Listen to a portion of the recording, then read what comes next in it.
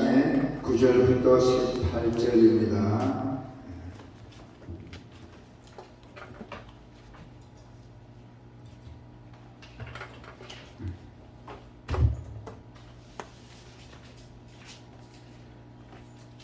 디모데후서 1장의 9절부터 18절.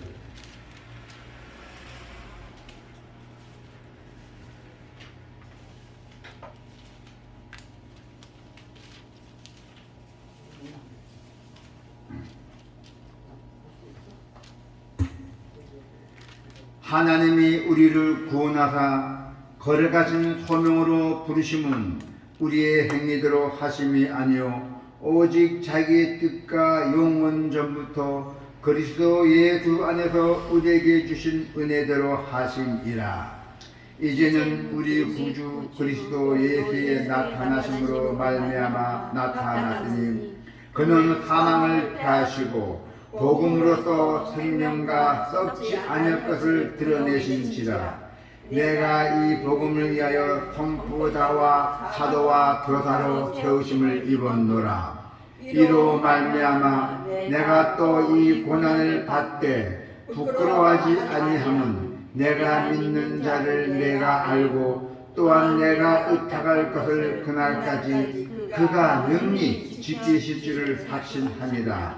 너는 그리스도 예수 안에 있는 믿음과 사랑으로서 내게 들은 바 바른 말은 본받아 지키고 우리 안에 거하시는 성령으로 말미암아 내게 부탁한 아름다운 것을 지키라. 아시아에 있는 모든 사람이 나를 버린 이 일을 내게 안하니 그 중에는 부gel로와 허머게네도 있느니라. 원하건대 주께서 오네시보르의 집에 긍휼을 베푸시옵소서. 그가 나를 자주 격려해 주고 내가 사들에 매인 것을 부끄러워하지 아니하고 로마에 있을 때 나를 부지런히 찾아와 만났습니다. 원하건대 주께서 그로 하여금 그날의 주의 긍휼을 잊게 하여 주옵소서. 또 그가 에베소에서 많이 봉사한 것을 너가 잘 아느니라. 아멘.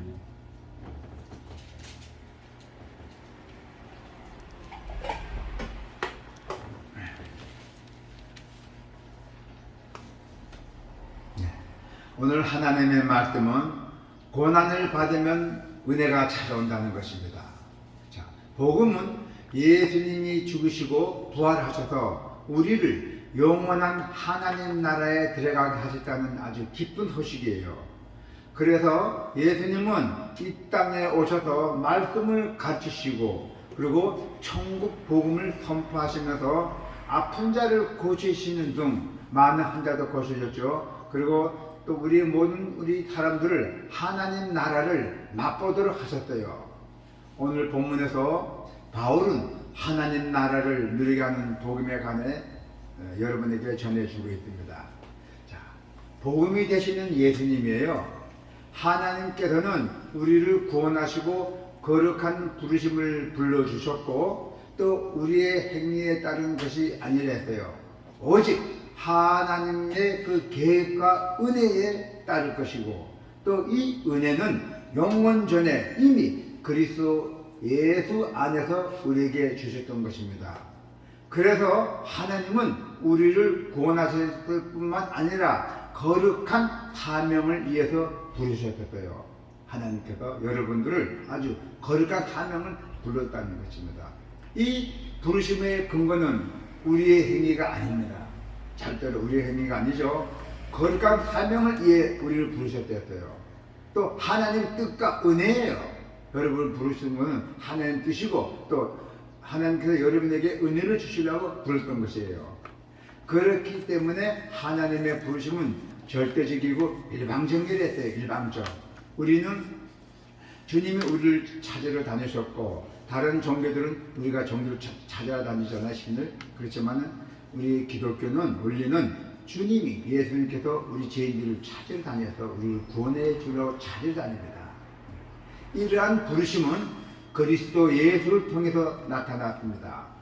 이제는 우리 구주 예수 그리스도 예수의 나타나심으로 인해서 드러나게 되었잖아요. 예수가 나타나시면서 이제 윤곽이 드러났죠. 그래서 예수님께서는 그 죽음을 패하시고 복음으로써 생명과 썩지 않는 것을 밝혀서 드러내고 있습니다.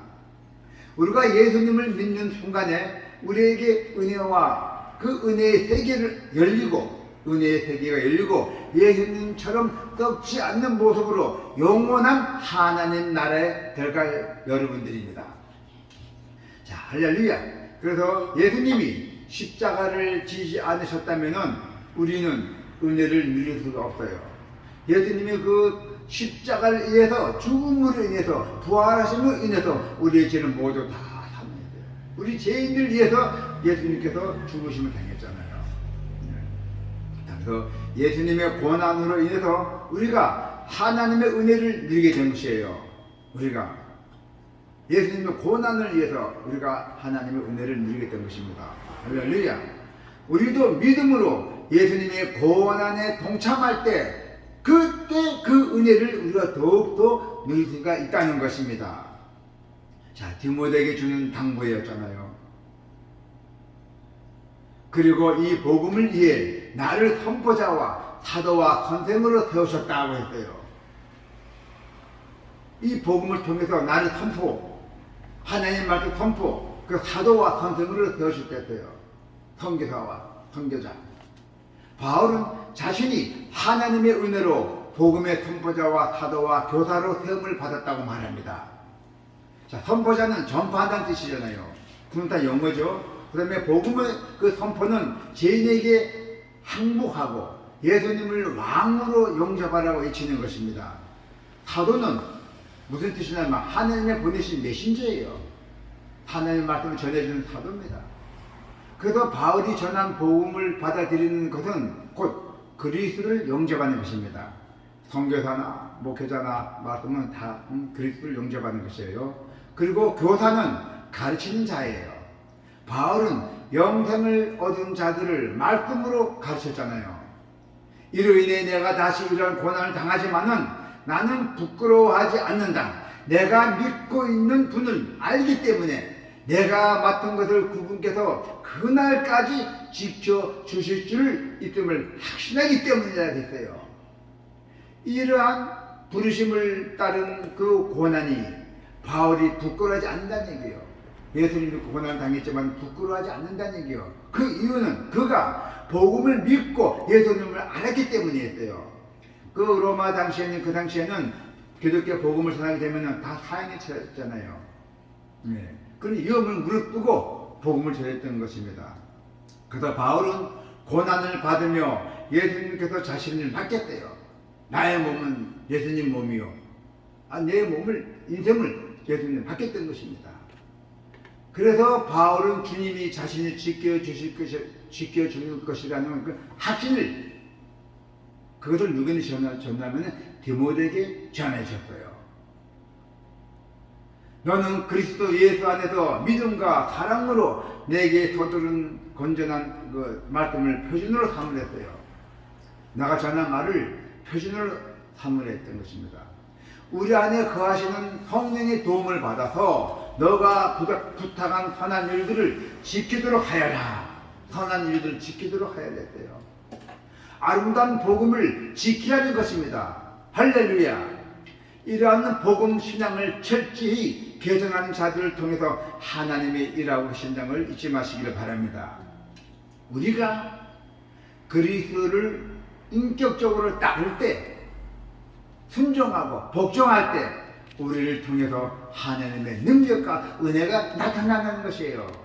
오늘 여러분들이 이렇게 하나님께서 복종하고 순종하고 예배당에 잘 나가시는 것도 여러분들이 하나님의 능력과 은혜예요. 자, 마음을 시원케 하는 자, 우리의 마음을 시원케 하는 자, 시원하게 해주는 자, 누가 있냐면 오네시모라는 자가 있대요. 오늘 성경에 나왔죠. 자, 너도 알다시피 아시아 지방의 모든 사람이 나를 버렸지만은 그 중에 부길라와 허브게느가 있었대요. 그런데 아시아는 무슨 뜻이냐면 에베소서를 중심으로 하는 지금의 중동 지방이에요. 그때 당시 아시아지만은 지금도 아시아라 부르잖아요. 그게 중동지방이라는 뜻입니다. 모든 사람이 바울을 다 버렸어요. 그 복음을 전한 사람들을. 예, 유대인들이 시기심 때문에 또 초대교회 성도들은 이해관계 때문에 바울을 버렸어요. 이해관계 때문에. 그렇게 떠난 부겔러와 허머게네는 이해 타산이 아주 밝은 이기적인 사람들이었어요. 그래서 결국 바울을 떠났죠. 그러나 한 사람이 있었어요. 오네시보라는 바울 곁에 남았어요. 오네시보라는 사람이 있어요. 자, 볼까요? 16절 한번 보세요. 16절에 보시면 나옵니다. 성경에 16절에 보시면은 나옵니다. 자, 16절 보니까 원하건대 주께서 오네시보라와 집에 국물을 베푸시옵소서. 그가 나를 자주 격려해주고 내가 사들의 명령을 부끄러워하지 아니하고 잖아요. 오네시보르는 바울 곁에 남았던 것입니다. 네. 그래서 주께서 오네시보르에게 집에 국물을 베푸시기를 기도해 줬어요. 날 안 버렸기 때문에.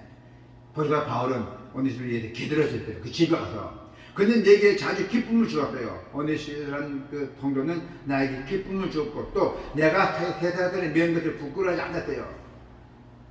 그래서 바울은 오네시보르 집에서 하나님의 국물을 베풀어 주도록 기도하고 계셨어요. 그래서 오네시보르가 바울을 위로하게 했다는 것은 그 마음을 시원하게 했다는 뜻입니다. 자, 남들은 감옥에 갇힌 바울을 부끄러워할 때 오네시보르는 그 바울의 죄인이라고 말하지 않고 그의 의의와 거룩함을 자랑하게 생각했대요.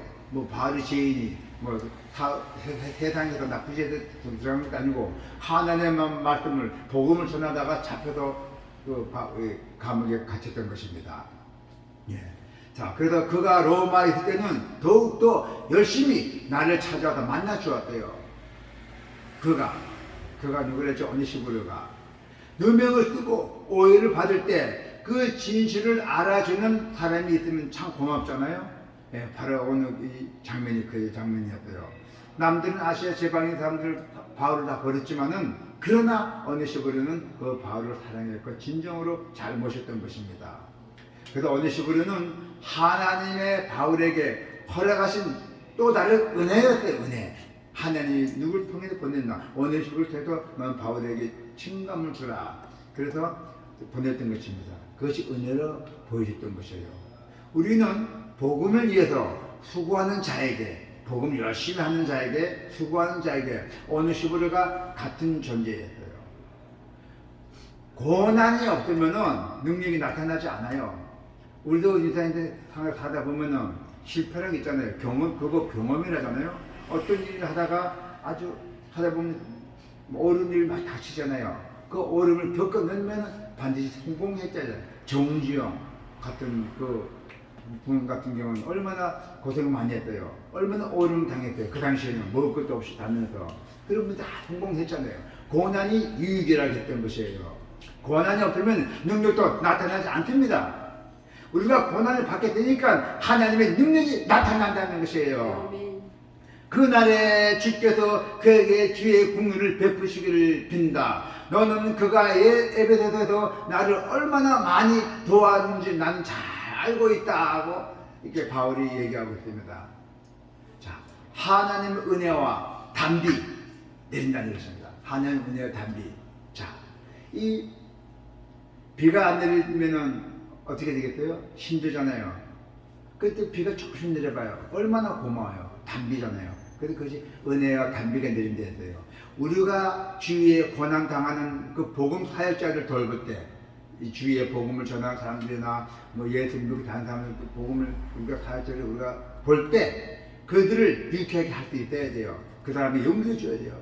뭐 하다 이 더운 날씨에 복음 전하면 가다가 뭐 음료 사다가 갖다 줄 수도 있고 또 수고하신다고 위로만 할 수도 있고 그게 하나님의 참 복이에요. 그래서 우리가 이 세상에 살면서 복음을 전하는 사람들이 보면은 우리가 항상 무엇인가 우리가 도움을 줘야 돼요. 네, 여러분 그 도움 주기를 원합니다. 자, 이제 우리 모두 예수님과 함께 고난을 받을 때 더 큰 하나님의 능력의 세계, 하나님의 더 큰 능력의 세계가 그리고 은혜의 세계, 우리 하나님 주신 우리 은혜의 세계를 반드시 체험할 수 있도록 축원합니다. 아멘. 아멘.